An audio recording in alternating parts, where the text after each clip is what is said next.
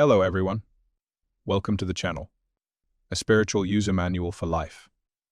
This channel is dedicated to reading, unpacking, and analyzing the text section of the book, A Course in Miracles.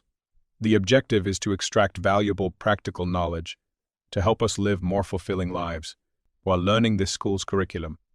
The sparkly version of the book is used to distinguish between the text and my commentary. The word text will precede the text. The word comments will precede the commentary. Knowledge will also be drawn from the Seth books of Jane Roberts. This video is for the section in Chapter 2. Fear as lack of love. It is about our ignorance of spiritual laws and poor mental habits, the consequences that result from them, why and how to change them, and where this change must occur. Let's begin. You believe that being afraid is involuntary, something beyond your control. Yet I have told you several times that only constructive acts should be involuntary. We have said that Christ control can take over everything that does not matter, while Christ guidance can direct everything that does if you so choose. Fear cannot be Christ-controlled, but it can be self-controlled. It prevents me from controlling it. The correction is therefore a matter of your will, because its presence shows that you have raised the unimportant to a higher level than it warrants. You have thus brought it under your will, where it does not belong. This means that you feel responsible for it. The level confusion here is obvious. Comments. We live in a world that is full of fear. Consider the following: the need to secure our homes, businesses, vehicles, and assets. Living in gated communities. Having armed security personnel in schools, businesses, places of entertainment, and even places of worship. Being vigilant of the foods we eat, the air we breathe, the water we drink. Having weapons for self-protection. Wars, famine, the weather, disease, immigrants, UFOs, another kind of immigrant, and a whole lot more. Think of any situation, and there's a fear associated with it, with solid arguments to justify it. This is why being afraid has become involuntary. We've been well trained in it. It seems to be a side effect of getting older, for we were definitely not born this way. However, we need to take a step back and take a closer look at these fears. Do we have reason to be this afraid? Are we engaging in groupthink? Buying into the hype? Is there anything we can do about this? Text.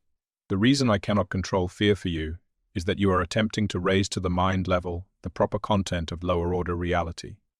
I do not foster level confusion, but you can choose to correct it. You would not tolerate insane behavior on your part, and would hardly advance the excuse that you could not help it. Why should you tolerate insane thinking? There is a confusion here which you would do well to look at clearly. You believe that you are responsible for what you do, but not for what you think. The truth is that you are responsible for what you think, because it is only at this level that you can exercise choice. Comments. Digging deeper into why we are saddled with all these fears, and what can be done to resolve them. First, is to realize that we put them there. How so? We are social creatures. We live in families, neighborhoods, communities, towns, cities, countries, the world. We communicate in a variety of ways: direct conversations, videos, social media, mass media, even telepathy. Information is transmitted across the globe at the speed of light, probably faster. Anything of social appeal gets widely disseminated. The news industry has a mantra: if it bleeds, it leads. With this rationale, information of a fearful nature gets more airtime than others, especially for events affecting our bodies and possessions. If something unpleasant or unfortunate happens to someone, that information is quickly spread to a wide audience. We see them as a victim. We identify with them, feel a sense of empathy and vulnerability, for there's that possibility, however remote, it could happen to us. Protective or preventative action needs to be taken. The golden rule never enters our mind. Why should it? We've conditioned ourselves to perceive events as coming to us from outside ourselves, from others, from nature, other forces, even God, but never from within ourselves. Text. What you do comes from what you think. You cannot separate yourself from the truth by giving autonomy to behavior. This is controlled by me automatically, as soon as you place what you think under my guidance. Whenever you are afraid, it is a sure sign that you have allowed your mind to miscreate, or have not allowed me to guide it. It is pointless to believe that controlling the outcome of misthought can result in healing. When you are fearful, you have willed wrongly. This is why you feel responsible for it. You must change your mind, not your behavior, and this is a matter of will. Comments. We are all familiar with the expression, "What goes around comes around." Well, now it's time to get a deeper understanding of the spiritual laws behind it. First is the golden rule: do unto others as you would have them do unto you. Put another way, what you give you will receive. Consider some of the 10 Commandments. Thou shalt not steal, lie, commit adultery, or kill. Why? Well, if that is what you give, then that is what you will receive. These are physical acts of doing. However, before you act, some thought, regardless of how little or uninformed, is given to what to do, which leads us to what you think about, you bring about. These 2 rules of mind puts the responsibility of events under our control. Next time something happens to you, whether good or bad, give some thought to how you gave this to yourself. Now we have a starting point for understanding the spiritual mechanics behind the events we experience. It's going to take some time to digest their full impact. Learning them is part of the curriculum. Text. You do not need guidance except at the mind level. Correction belongs only at the level where creation is possible. The term does not mean anything at the symptom level, where it cannot work. The correction of fear is your responsibility. When you ask for release from fear, you are implying that it is not. You should ask instead for help in the conditions which have brought the fear about. These conditions always entail a separated mind willingness. At that level, you can help it. You are much too tolerant of mind wandering, thus passively condoning its miscreations. The particular result does not matter, but the fundamental error does. The correction is always the same. Before you will to do anything, ask me if your will is in accord with mine. If you are sure that it is, there will be no fear. Comments. Now that we're getting an understanding of how thoughts become reality, we should appreciate and make the most of the opportunity they provide us and the responsibility that comes with them. It requires us to pay more attention to what we think, be more deliberative in our decision-making process. The course recommends that we seek guidance from our inner guide in this process. A fair question would be, how do we do that? First, know that there is a part of each of us that we are, ever so slowly, becoming aware of, whose function is to mentor us and a whole lot more while here in this birth school. Think of it as a big brother, big sister, guardian angel, higher self, or Holy Spirit. The preference is yours. The course uses Jesus. Ask any question. Keep it simple at first, and wait for the answer. It may not come the way or when you expect it, but, guaranteed, it will come. Some of my answers have come in dreams, psalms that pop into my head, conversations with people, and events in my daily experience. This part of you is very, very creative. Text. Fear is always a sign of strain, which arises whenever the will to do conflicts with what you do. This situation arises in 2 ways. 1. You can will to do conflicting things, either simultaneously or successively. This produces conflicted behavior, which is intolerable to yourself because the part of the will that wants to do something else is outraged. 2. You can behave as you think you should, but without entirely willing to do so. This produces consistent behavior, but entails great strain within the self. In both cases, the will and the behavior are out of accord, resulting in a situation in which you are doing what you do not will. This arouses a sense of coercion, which usually produces rage. The rage then invades the mind, and projection in the wrong sense is likely to follow. Depression or anxiety is virtually certain. Comments. Many times in life we are confronted with challenging situations, with no one easy solution. The choices available each have their pros and cons. However, one must be chosen. Consider the following scenarios. First up, you're in a dysfunctional marriage and not happy.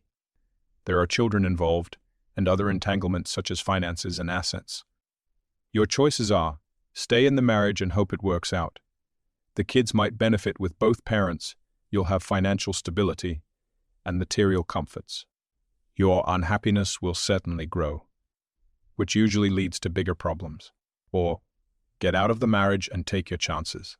Financial uncertainty, fights over the assets, custody of the kids, starting over from scratch. But you'll be free of the unhappy marriage, able to make a fresh start, have a better chance at finding peace and happiness. There might be residual feelings of guilt because of your perceived selfishness. But with your renewed spirit, you'll have opportunities to make up for this. The next scenario is you're a smoker. It's bad for your health.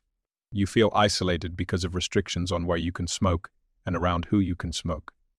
You've made the decision to quit. You've tried a variety of methods to stop, but still, you keep lighting up. In each of these scenarios, as long as the situation remains unresolved, frustration will grow. This will lead to either a sense of helplessness, resignation, even depression, or anger with periodic, seemingly irrational outbursts. Physical complications might even appear. Text. Remember that whenever there is fear, it is because you have not made up your mind. Your will is split, and your behavior inevitably becomes erratic. Correcting at the behavioral level can shift the error from the first to the second type of strain described above, but will not obliterate the fear. It is possible to reach a state in which you bring your will under my guidance without much conscious effort, but this implies habit patterns which you have not developed dependably as yet. God cannot ask more than you will. The strength to do comes from your own undivided will to do. There is no strain in doing God's will as soon as you recognize that it is also your own. Comments. What is the solution to a conflicted or split mind? The solution might seem oversimplified, yet it is effective. Do you love yourself? How about those that rely on you? Do you love them? For your sake and theirs, you must come to a single decision and commit to it. This unifies your will and engages all of your resources into achieving this objective. But it requires mental discipline to stick to it. Old habits can be difficult to break, but with commitment, a unified will, and love for yourself and others, solutions to any and all obstacles will be found. Thine will be done. Know that your spiritual mentors are ready to offer guidance. All you have to do is ask.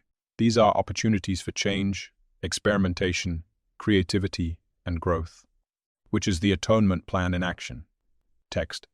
The lesson here is quite simple, but particularly apt to be overlooked. I will therefore repeat it, urging you to listen. Only your mind can produce fear. It does so whenever it is conflicted in what it wills, thus producing inevitable strain because willing and doing become discordant. This cannot be corrected by better doing, but it can be corrected by higher willing. Comments. We continue on this path of self-discovery. In this section, we got a better understanding of how our decision-making processes lead to misprojections and fear, or creations and love. Bad habits, a lack of discipline, both mental and physical, ignorance of the spiritual laws, misunderstanding fear and its source, contribute to poor decision-making, prevents us from being of one mind, one will. Miscreations and fear are the results. Alternatively, increasing our awareness of the spiritual laws, being deliberate, being of one mind and committing to it, having love for ourselves and others, seeking spiritual guidance, and the discipline to stick to this process. This unites our will, ensures creations with desirable results, and increases our awareness of love's presence. This is the atonement plan in action. As always, our task is to put these ideas to the test. Determine if they are valid and reliable. My experiences have proven that they are. However, each of us must come to that realization in our own time and space. Thanks again for joining me on this journey. If you've gotten any value from this video, please like, share, and subscribe.